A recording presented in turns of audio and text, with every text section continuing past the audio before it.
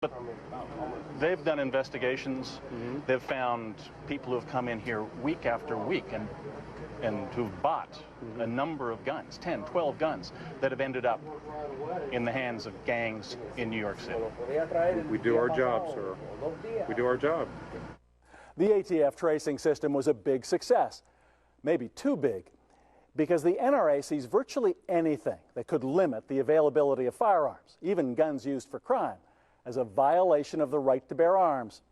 Through campaign contributions and other support for elected representatives, in 2004, the NRA pushed through legislation severely restricting what the ATF can do with that crime gun information. They identified the worst dealers, but incredibly, by law, they're only allowed one investigative visit to each every year. And just as remarkably, it can be a felony for the ATF to share those statistics with anyone else. Agent Jerry Nunziato, who's now retired, says at the very least the data from the ATF computer system should have allowed firearms manufacturers to police themselves and cut off the worst dealers. All it would be is that the manufacturer would say, wait a second, we're getting a lot of crime guns. Then he could call, going back to one distributor and say, what's going on here? And he said, well, I'm selling them all to Jerry's gun shop. Hey, we don't want our products sold to Jerry's gun shop if he's selling them to crooks. Stop it. You're not going to sell my guns anymore. That would stop it immediately. But that didn't happen. There are those who believe the NRA and the firearms industry care less about gun crime than about protecting the dealers who sell their products. When we return, for people in power to think that they belong to the ruling class and that we were made to be ruled. The man who believes where guns are concerned, Canada is a dirty word. Would you really rather see a U.S. where 330 million people are all carrying a Glock on their hip? Or one in which there are far fewer guns and far fewer gun crimes? We don't want to be Canada. We don't want to be Great Britain. We want to be the United States. You're not going to take our guns away, Canadian. And Mr. Lapierre said the NRA's job is to keep the U.S. from going the way of Canada. And I just want to know what he means exactly by that.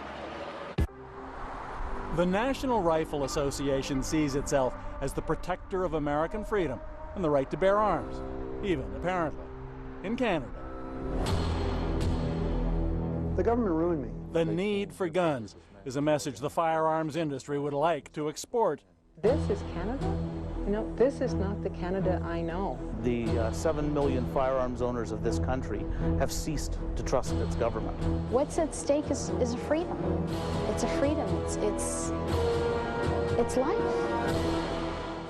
The NRA produced this infomercial a few years ago as part of its campaign against the Canadian gun registry. Sacrificed on the altar of politics. Singled out and it depicts the true North as neither strong nor free, with our gun-loving citizens living in fear of our gun-grabbing government. They want every firearm seized in this country. That's the long-term agenda. It's crazy. I mean, they think they know better than our founding fathers. For years, we've requested interviews, and the NRA has always declined.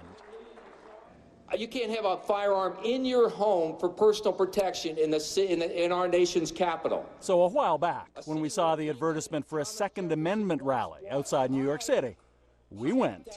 The headliner was NRA boss Wayne Lapierre. Because the membership is really the wall between the Second Amendment and those that want to take it away. As usual, he took aim at countries with strong gun control. The NRA's job, he says, is to stop the United States from going the way of Canada. You know what happened in Canada, where they banned guns and gun crime has done nothing but go up since they passed the ban. For the record, gun crimes in Canada have not gone up. In fact, over the past 30 years, armed robberies and homicides have steadily declined. Today, an American is 7 times more likely to be murdered by a firearm than a Canadian is. We need to go out and get in their face, stand up, and make those Boston tea spillers proud. Thank you very much, and let's keep fighting.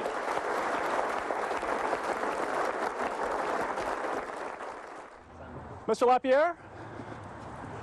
Can I just have a sec with you? We wanted to ask Wayne Lapierre why the NRA supports the gun laws and dealers that account for most of the illegal weapons that end up on Canadian streets. We were told he'd be staying after his speech. He didn't. Can I have a moment, just a word?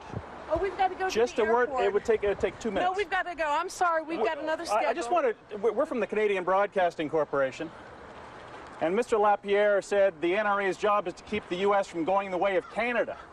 And I just want to know what he means exactly by that. He said he's got to go. He's overscheduled. The demonization of gun control countries like Canada is a common tactic to rally the NRA troops, according to firearms researcher and author Tom Diaz. Well, I think one thing they'd say, yeah, but so you want us to give up our freedoms so we can be like other countries? Good grief, have you been to Canada lately? It's practically a dictatorship. Maybe they have left gun deaths, but they're not as free as we are, and you never can tell. They're going to come get us, and we need these guns. I want a real gun to be able to protect myself and my family. The more guns, the better is Larry Pratt's motto. He's CEO of Gun Owners of America, billed as the no-compromise gun rights group. Forget the NRA's plan for school guards with guns. Pratt wants every adult in every school in the U.S. to be packing a firearm. I'm suggesting teachers, principals, everybody on staff who has a concealed carry permit should be able to carry. Right now, the law prohibits that.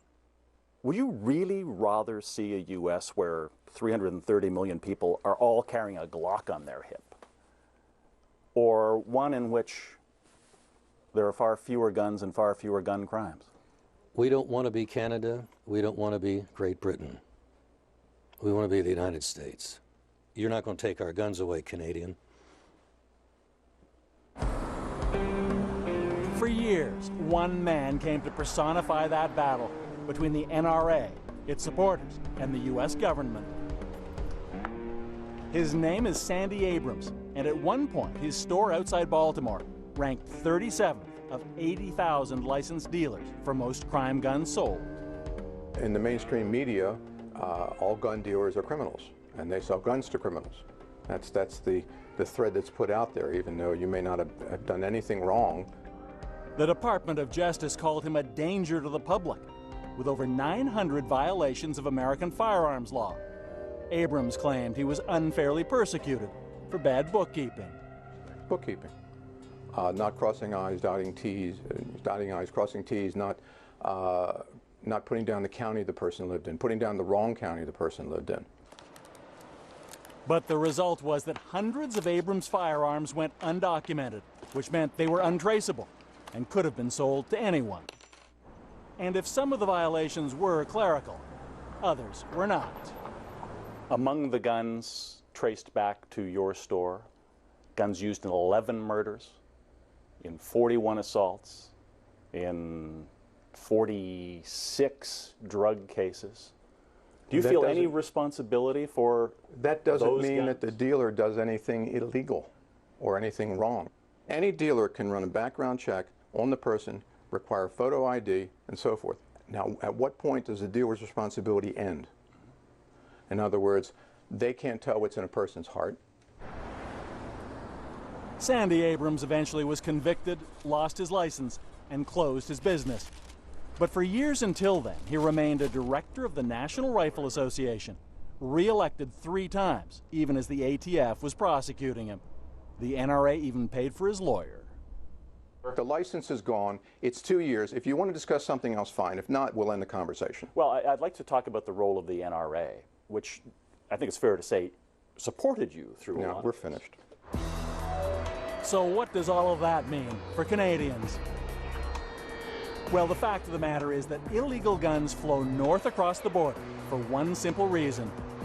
Firearms laws in Canada are among the toughest in the world, and the American laws are not. The result, it's estimated up to 70% of Canadian crime guns are smuggled from the U.S., as many as tens of thousands a year.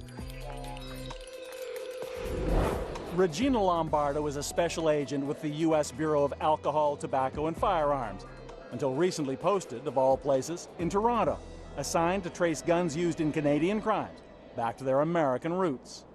We typically will see what we call a traditional traffic type firearm, which is your .380s, your 9mm, Smith & Wesson high points, Glocks. Most crime guns get their start in states where they're available almost on demand, then are transported along the smuggling route police call the Blue Steel Highway, to places with much tougher gun laws, big northeast cities like New York, or across the border to Canada. Oh, well, the appetite of guns on the streets with dudes in the neighborhood that's just doing bad stuff is ridiculous. I'm not a fool, you know what I'm saying? I'm not naive. I see what's going on in the streets, and I said, you know, I can make some money off this. Lamont Toombs has been on the right side of the law for several years now. But before that, he spent 5 years in federal prison for gun trafficking.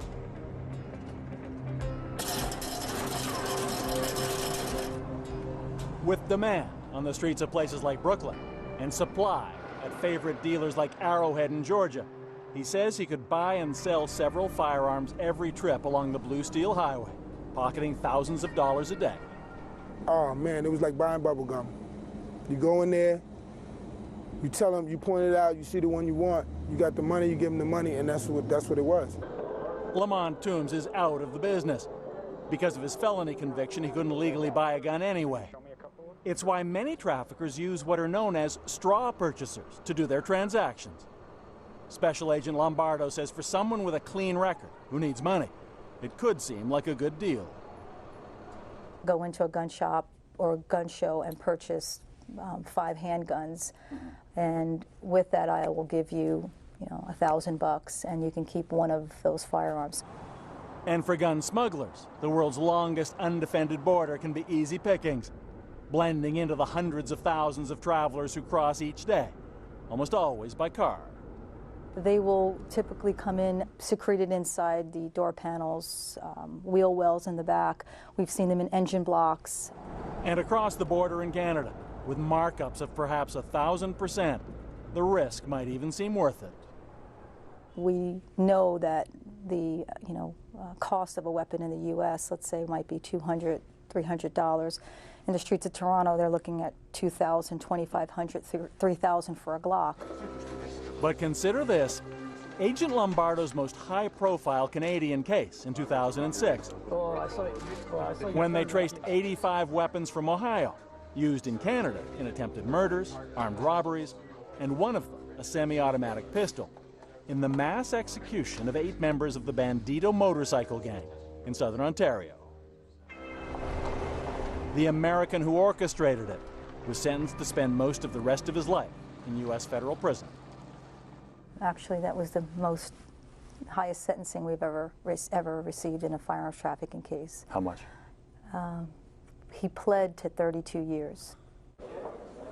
Add it all up, and it's why former ATF agent Jerry Nunziato believes the most important gun laws for Canada are those south of the border where crime guns are so easily purchased in the first place. My argument is Canada is, why don't you demand the government not to do this? Demand something that they're killing your citizens. When we come back, what happens next? We're at what's called a tipping point. The country might go one way or another. I'm afraid if it doesn't go, then all hope is lost. Why do you need semi-automatic weapons of any kind on the U.S. market? It's not a question of need, it's a question of a right that's in our Constitution. In mid-January, barely a month after Newtown, many people may well have believed the critical mass behind gun control might never be greater.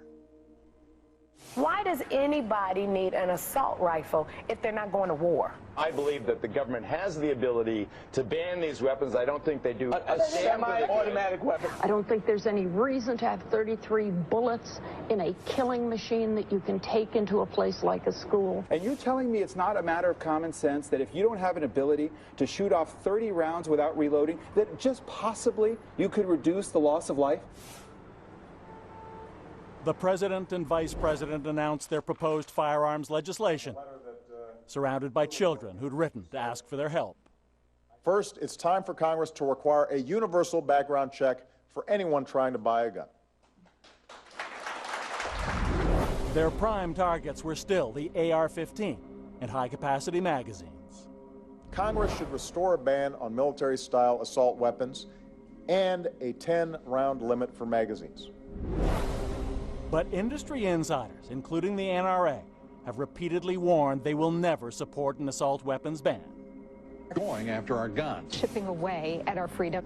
Richard Feldman owns 3 AR-15s himself and maintains the best argument against prohibition is that it didn't reduce gun crime when Bill Clinton tried it. Criminals don't use rifles. It happens. But 99 out of 100 times when a gun's misused, it's a handgun, not a long gun. Indeed, of more than 8,000 U.S. firearms murders in 2011, handguns, not assault rifles, accounted for the vast majority.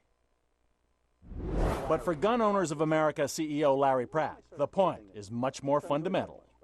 Why do you need semi-automatic weapons of any kind on the U.S. market? It's not a question of need, it's a question of a right that's in our Constitution. Even if tens of thousands of people are being killed and tens of thousands more being injured? That is not going to ever be a reason to get rid of our means of protecting ourselves from the government. These particular kinds of rifles present such horrific opportunity that we're just going to say as a society, we don't want it. But like many on both sides, gun control advocate Tom Diaz doubts there will be the votes in Congress to get a ban passed. But he says the massive unease about guns after Newtown and the fight over assault weapons could be just what's needed to tip the balance. Ordinary Americans now are involved in a way they weren't before. I don't know yet whether this is going to play out in a very good way. We're at what's called a tipping point. The country might go one way or another. I'm afraid if it doesn't go, then all hope is lost. I'm going to sign these orders. As part of his plan, President Obama signed 23 executive orders, which don't require the support of Congress, to toughen existing gun laws. One of those orders restored funding to the Centers for Disease Control for the study of the public health impact of guns. Research stopped in its tracks by an NRA-backed bill 17 years earlier. Now, the new study may well prove what statistics seem to show and what the NRA presumably does not want known, that Americans are less safe, not more, with a firearm in their home. Like most Americans, I believe the Second Amendment guarantees an individual right to bear arms. I respect our strong tradition of gun ownership and the rights of hunters and sportsmen. This will not happen unless the American people demand it. But even with public opinion on his side, a recent poll shows 60% support for an assault weapons ban. The president knows he will take much more to change the gun culture in Congress and the country. For the men and women in big cities and small towns who fall victim to senseless violence each and every day. For all the Americans who are counting on us to keep them safe from harm. Let's do the right thing. Let's do the right thing for them and for this country that we love so much. In the wake of Newtown, it sounded like an idea whose time finally had come. But in this bitterly divided nation, many believe that none of the president's major firearms proposals can get the votes to pass Congress. Begging another question: if what happened in Newtown wasn't bad enough to inspire change, what on earth would be? If nothing changes, I personally do not believe that anything effective will pass. And I go even further than that. I say if that doesn't happen this time around, God help this country, because we've lost our last best opportunity to do the right thing. One final sobering note: given the increase in firearms fatalities in the U.S., it is now estimated that by the year 2015, gunshot wounds will pass car crashes as the #1 non-medical cause of death for Americans. In 10 U.S. states, it already has.